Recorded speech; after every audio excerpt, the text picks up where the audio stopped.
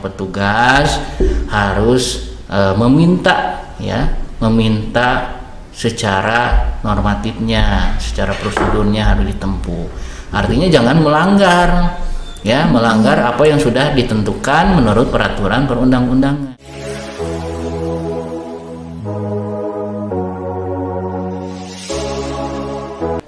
Assalamualaikum warahmatullahi wabarakatuh. Kembali mengudara dalam podcast Diktum Dialektika Hukum bersama saya Widya Putri yang akan menemani teman-teman semua pada episode 8 hari ini. Jika teman-teman semua ingin memperluas wawasan, informasi, dan juga pengetahuan mengenai hukum, maka teman-teman sudah berada di tempat yang tepat karena pada hari ini kita akan membahas topik yang sangat menarik untuk diperbincangkan, yaitu mengenai pemalsuan surat. Fenomena pemalsuan surat ini sendiri sudah marak sekali di lingkungan kita, dan untuk mengupas tuntas tentang hal ini sudah hadir bersama saya narasumber yang luar biasa. Beliau adalah seorang advokat, ahli hukum pidana dan juga dosen hukum pidana Fakultas Hukum Universitas Muhammadiyah Sukabumi, Bapak Haidan Anggakusuma SHMH. Selamat datang Bapak, apa kabar? Baik. Gimana kabarnya, Widya? Alhamdulillah sehat Pak. Ya. Sebelum kita ke pembahasan intinya Pak, tadi kan sudah dijelaskan kalau Bapak itu advokat, dosen hukum dan juga ahli hukum pidana. Nah, bagaimana cara Bapak membagi waktu untuk ketiga bidang itu Pak? Ya, memang terkait tentang profesi dosen, advokat itu memang profesi ya. Kalau dosen itu akademisi, nah terkait mengenai ahli tadi itu merupakan bagian tugas dari seorang dosen ya. Dan memang untuk membagi dua profesi ini antara dosen dan advokat ini memang nggak mudah ya, nggak mudah. Terus dalam tugas pekerjaannya pun berbeda gitu ya. Kalau misalnya dosen itu kan lebih kepada kita mengkritisi secara akademis gitu ya, terkait ilmu pengetahuan tentang hukum. Sedangkan kalau profesi advokat itu lebih kepada praktik ya, praktik yang berkaitan tentang hukum gitu. Nah, ini ada perbedaan antara dosen dengan advokat seperti itu. Ya, yang penting kita harus bisa membagi waktu lah. Kalau saya harus bisa membagi waktu dan seru ya, seru. Baik itu dunia profesi advokat maupun dunia profesi dosen gitu. Baik Pak, langsung saja. Saya yakin juga pendengar di rumah sudah sangat penasaran tentang pemalsuan surat. Jika kita bicara tentang pemalsuan surat, Pak, yang dimaksud dengan pemalsuan surat di sini itu seperti apa Pak? Bisa dijelaskan? Kenapa Widya mau mengangkat topik yang tentang pemalsuan surat? Saya tanya dulu. Karena memang tentang masalah ini sudah banyak ditanyakan oleh teman-teman sekalian Pak yang di rumah, jadi tertarik untuk membahas topik ini. Oh gitu. Mungkin karena pada hari ini topiknya terkait tentang pemalsuan suratnya. Iya. Memang dikarenakan sekarang fokusnya adalah terkait tentang pemalsuan surat, okelah saya akan jelaskan bagi audiens yang ingin mengetahui bagaimana terkait tentang pemalsuan surat ya. Memang itu sangat fenomena ya di masyarakat, sering terjadi permasalahan-permasalahan yang berkaitan tentang pemalsuan surat. Nah, terkait pemalsuan surat itu diatur di dalam Kitab Undang Hukum Pidana ya. Nah, kita harus bisa membedakan dulu ya definisi dari pemalsuan surat, karena ada di dalam pasal 263 ya, pemalsuan surat dengan berbuat palsu itu berbeda ya. Kalau berbuat palsu itu berarti belum ada nih, dari belum ada menjadi ada, berarti diadakan ya kalau berbuat palsu. Sedangkan kalau pemalsuan surat berarti yang sudah ada tapi kita lakukan ya dengan siasat supaya ada perubahan dari yang sudah ada, khususnya misalnya dalam bentuk surat apa dulu seperti itu. Ya, jadi pemalsuan surat dan berbuat palsu itu merupakan hal yang berbeda seperti itu, Widya. Oh, seperti itu Pak. Kalau untuk faktor yang memicu orang untuk memalsukan surat ini biasanya karena hal apa Pak? Ya, alasannya macam-macam ya. Sepengalaman saya, pengamatan saya selama ini ketika saya dibutuhkan gitu sebagai ahli dari pihak kepolisian, permintaan ya, bahwa saya juga pernah menangani gitu ya, dimintai keterangan terkait mengenai kasus ya, yang mana nah ini harus tahu dulu bahwa banyak alasan-alasan kenapa orang melakukan pemalsuan surat atau berbuat palsu. Pasti ingin mendapatkan keuntungan ya, tapi keuntungan yang dilakukan itu malahan memberikan kerugian bagi pihak lain seperti itu. Dan macam-macam lah. Artinya kalau misalnya dia melakukan pemalsuan surat ataukah berbuat palsu, artinya ada niat jahat yang dia ini lakukan seperti itu. Ya, intinya untuk mendapatkan keuntungan lah, seperti itu. Iya. Ya, tergantung motifnya dulu, kasusnya seperti apa. Kalau dulu yang pernah saya dampingi ya, dulu pernah ada kasus terkait tentang orang membuat surat tapi isi keterangan di dalam surat itu tidak benar. Nah, itu juga termasuk kepada pemalsuan surat ya. Misalnya surat yang dikeluarkan oleh instansi tertentu, ternyata di dalam surat yang dikeluarkan oleh instansi tersebut ya ada keterangan yang tidak benar. Misalnya dari si pemohon, dia tidak memberikan keterangan yang sebenarnya ya, dan malah dibuat oleh misalnya pegawai instansi tersebut, dan keluarlah surat, misalnya surat keterangan, misalnya keterangan domisili contohnya ya. Ternyata ya di dalam surat keterangan domisili itu dinyatakan bahwa si A ini dia benar berdomisili di situ, padahal dia tidak berdomisili di situ. Tapi ternyata malahan si pegawai instansi ini dia malah mengeluarkan surat keterangan. Nah, itu juga termasuk kepada pemalsuan surat. Ya, intinya ingin ada suatu tujuan lah. Ya, intinya untuk mendapatkan keuntungan, untuk mempermudah urusannya misalnya, tanpa dipikir dulu apakah proses atau mekanismenya sudah benar atau enggak gitu. Dan malah merugikan pihak lain ya Pak, malah merugikan pihak lain itu. Seperti itu. Selain memalsukan keterangan tadi, bentuk-bentuk pemalsuan surat sendiri ada apa lagi Pak? Ya tadi saya sampaikan terkait tentang bentuk-bentuk pemalsuan surat ya. Jadi ada yang namanya berbuat palsu, yaitu kan termasuk bentuk-bentuk pemalsuan surat. Berbuat palsu sama dengan pemalsuan surat. Kalau berbuat palsu kan tadi misalkan Widya mau kerja di kedutaan, misalkan di kedutaan di negara mana misalnya ya, atau di negara Indonesia tapi di wilayah negaranya di mana. Tapi Widya nggak punya sertifikat, misalnya sertifikat bahasa Inggris ya. Nah, Widya membuat sendiri itu sertifikat itu ya, dengan cara didesain sendiri, dibentuk sendiri, beli belangko sendiri.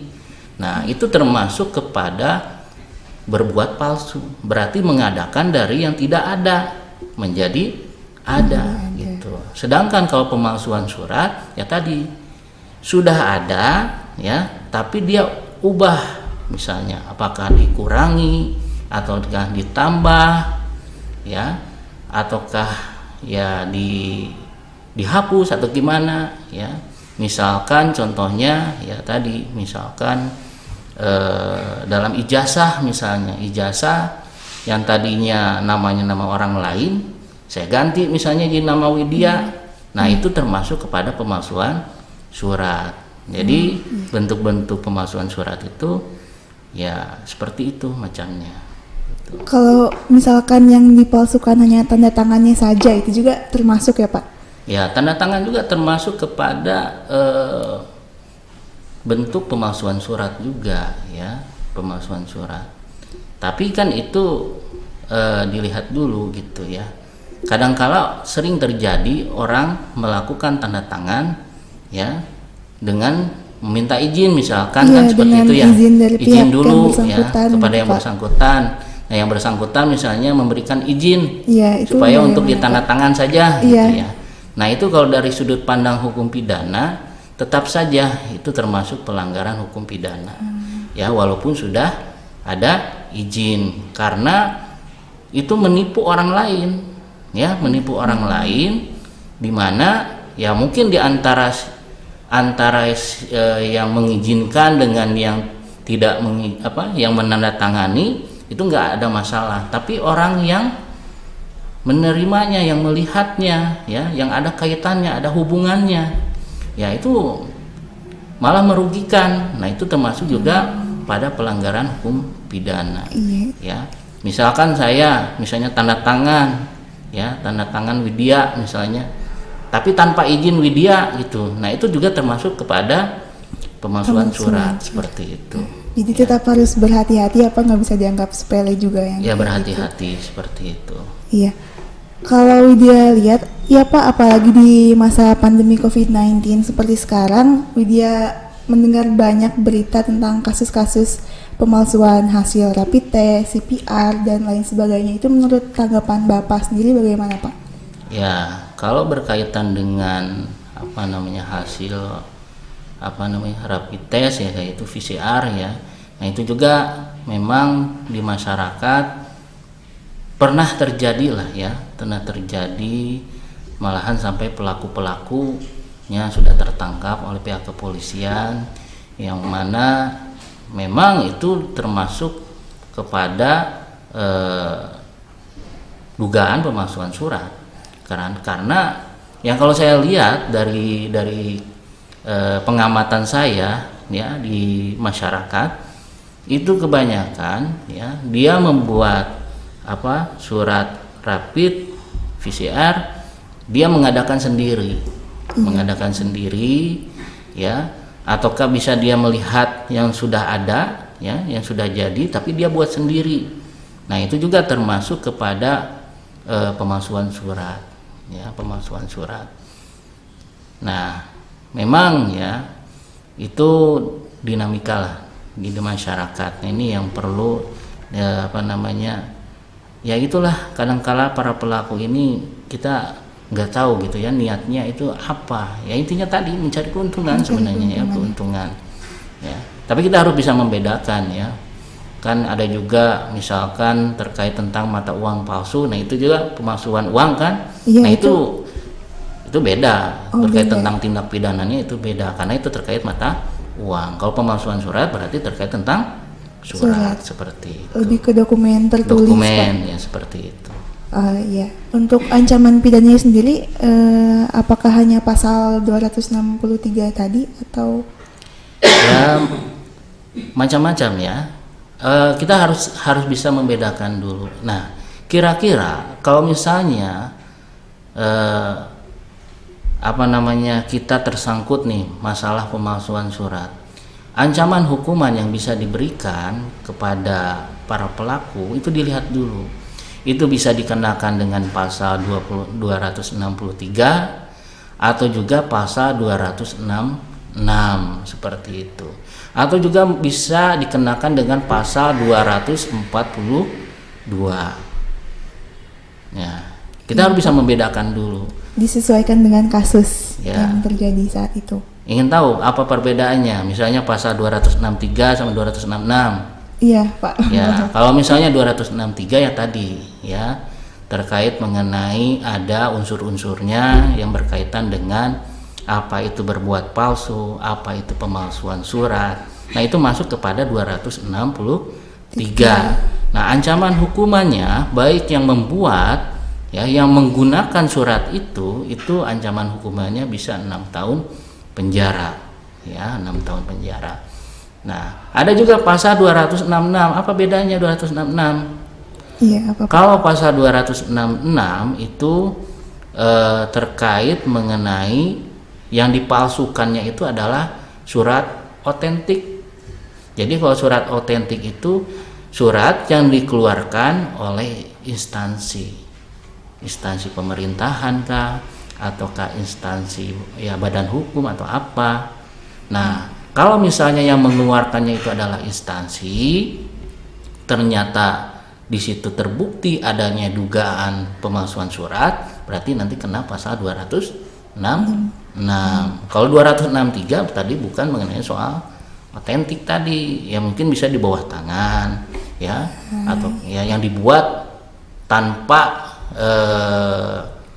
wewenang dari instansi. Misal contoh kalau 266 tadi ya, misalnya Widya nyuruh saya nih, saya pegawai instansi di kecamatan misalnya, Widya minta tolong ke saya, Pak, bisa nggak saya dibuatkan surat keterangan domisili misalkan. Memang Widya tinggalnya di mana domisilinya, tapi saya tinggalnya nggak di situ gitu ya, bisa nggak ya? Oke, bisa kata saya, tapi itu pelanggaran sebenarnya. Sok buat dulu pengantar RT RW-nya misalkan. Gimana mau buat pengantar RT RW? Widya kan nggak tinggal di situ, tapi saya buatkan ya surat keterangan domisili. Keluarlah surat keterangan domisili yang dimana isi surat keterangan itu mengatakan bahwa Widya berdomisili di situ. Nah, itu termasuk kepada pemalsuan surat yang bisa dikenakan kepada pasal 266 seperti itu. Berarti itu nanti yang ditindak pidana pihak instansi yang memasukkannya atau Widya yang memintanya atau dua-duanya? Ya, jadi nanti yang bisa kena terhadap pelanggaran hukum pidana terkait tentang pemalsuan surat yaitu si pemohonnya bisa kena. Pemohonnya lalai dia. Ternyata dia memberikan keterangan yang tidak benar bahwa dia ternyata tidak berdomisili di situ. Tidak menempuh secara administratif, RT RW enggak ditempuh. Dan saya pun misalnya tadi contoh saya sebagai petugas pegawai instansi itu pun saya bisa kena karena saya mengetahui bahwa Widya tidak tinggal di situ, tapi saya buatkan. Nah, saya pun bisa kena ya disangkakan pelanggaran pidana terkait tentang pemalsuan surat. Kecuali kalau instansinya ya tidak. Ya, instansinya tidak. Mungkin kepala instansinya yang mempunyai wewenang dia tidak tahu. Tapi kalau dia mengetahui, saya menyampaikan ternyata Widya itu nggak tinggal di sini. Nah, bisa kena kepala instansinya juga seperti itu. Tapi kalau badannya enggak lah. Jadi pihak-pihak yang mengetahui. Yang mengetahuinya. Nah, misalnya surat keterangan ini sudah jadi, saya berikan ke Widya. Widya pakai surat keterangan itu. Iya. Ya, nanti Widya bisa kena. Misalnya selain memberi keterangan yang tidak benar, juga menggunakan surat keterangan itu. Nah, dengan menggunakan surat keterangan itu berarti kan sudah masuk kepada perbuatan yang disangkakan terhadap pemalsuan surat. Seperti itu. Ya. Iya. Sebagai edukasi untuk masyarakat juga Pak, langkah awal yang bisa kita lakukan untuk mengidentifikasi nih Pak, misalkan surat yang kita pegang ini asli atau palsu gitu Pak, cara membedakannya itu bagaimana Pak? Pak, kalau terkait itu saya bukan ahli yang bisa membedakan ini asli atau tidak ya. Karena itu ada juga tim forensik misalnya pihak kepolisian ya yang mengidentifikasi misalnya terkait tentang tanda tangan palsu. Ya, nanti bisa membedakan ya. Misalnya antara KTP yang dimiliki dengan tanda tangan di sebuah surat. Nah, nanti diteliti, dianalisa kira-kira dari hasil forensiknya benar nggak ini ada kemiripan atau tidak ya. Nah, kalau misalnya saya ya bukan ahlinya ya, bukan kompetensinya bisa melihat apakah asli atau tidak. Mungkin kalau misalkan kalau terkait tentang ada yang memasukkan tanda tangan saya, misalkan saya dapat ternyata tanda tangannya beda, ya saya bisa melihat lah ya mana yang asli, mana pun yang tidak, seperti itu. Seperti itu Pak. Ya. Sebagai upaya nih Pak untuk mengurangi kasus pemalsuan surat ini, yang bisa kita lakukan apa kira-kira Pak? Untuk mengurangi dari kasus terkait tentang pemalsuan surat, memang kembali lagi yang namanya pemalsuan surat ya, itu kembali lagi kepada individunya ya, manusianya. Jadi ya kita juga nggak bisa memantau gitu ya, apakah para penegak hukum pun ya ketahuannya itu ketika sudah ditindak gitu, ketahuannya. Ya, kita mana tahu gitu ya, misalnya ada yang memalsukan surat ya, tapi kalau misalnya berkaitan dengan instansi, mungkin dari pihak instansinya harus kembali lagi harus mengikuti sesuai dengan SOP, prosedur hukum.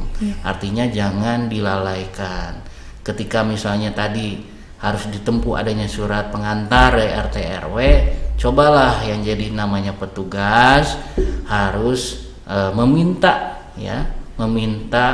secara normatifnya, secara prosedurnya harus ditempuh. Artinya jangan melanggar apa yang sudah ditentukan menurut peraturan perundang-undangan.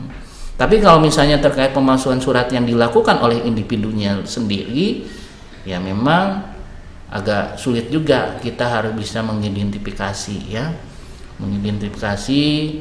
Ya itu kan kembali lagi kepada yang bersangkutan, seperti itu. Iya, baik Pak. Biasanya kan pihak kepolisian baru menciduk gitu ketika sudah kejadian. Nah itu kalau misalnya ya kalau berkaitan dengan individu lah, seperti itu. Iya Pak. Kira-kira ada gak pengalaman Bapak dalam menangani kasus tentang pemalsuan surat ini Pak, sebagai advokat atau ahli hukum pidana? Ya, berkaitan tentang kasus yang pernah, mungkin bukan menangani kasus ya, tapi terkait mengenai ahli ya. Ahli dulu saya sudah pernah dua kali dalam memberikan keterangan ya terkait tentang pemalsuan surat. Mungkin salah satu contohnya kasus yang pernah terjadi untuk saya memberikan keterangan adalah mengenai tentang ini yang tadi ya. Jadi si bersangkutan membuat surat keterangan domisili di instansi tapi tanpa prosedur RT RW. Nah itu kan juga melanggar secara administratif, tapi juga memberikan keterangan yang tidak benar kepada pihak instansinya. Ya, jadi seperti itu kasus yang pernah saya tangani, dan itu terbukti ya, mereka disangkakan melakukan pelanggaran pemalsuan surat. Nah, pemohonnya kena ya, si perantara yang menghubungkan kepada petugasnya juga kena, petugasnya juga kena ya, bahkan sampai kepala instansinya juga kena karena saling berentetan. Nah, ini juga yang harus diperhatikan. Itu sih kasus yang pernah yang menariknya yang pernah saya tangani lah, seperti itu. Seperti itu Pak. Ya baik Pak. Jadi kesimpulan dari topik pembicaraan kita pada hari ini adalah bahwa pemalsuan surat ini sendiri berarti merubah sesuatu di dalam surat itu ya Pak, yang bisa berbuat palsu dan memalsukan surat, dan faktor pemicunya juga beragam, disesuaikan dengan kasus-kasusnya itu sendiri ya Pak. disesuaikan dengan motifnya. Iya, dengan motifnya. Motif yang diinginkan oleh pihak pelaku itu apa. Seperti itu Pak. Jadi kesimpulan dari topik pembicaraan kita pada hari ini adalah bahwa pemalsuan surat itu sendiri ada beberapa bentuk, ada yang membuat surat palsu dan memalsukan surat. Kita harus bisa membedakan antara kedua hal itu, dan untuk ancaman pidananya sendiri tidak main-main, bisa sampai 6 tahun penjara yang diatur dalam pasal 263 KUH pidana. Untuk faktor yang memicu pemalsukan surat ini sendiri disesuaikan dengan motifnya, dan kita sebagai masyarakat harus berhati-hati karena tidak bisa dianggap sepele juga, kayak hal memalsukan tanda tangan pun itu bisa berakibat fatal. Seperti itu. Wah, seru sekali pembahasan hari ini. Sebenarnya masih banyak hal yang ingin ditanyakan dan dibahas, tapi karena keterbatasan waktu sepertinya kita cukupkan saja ya Pak. Terakhir, mungkin ada pesan-pesan apa Pak terkait topik kali ini untuk para pendengar di rumah? Ya, untuk pesan-pesan dari saya ya kepada yang menonton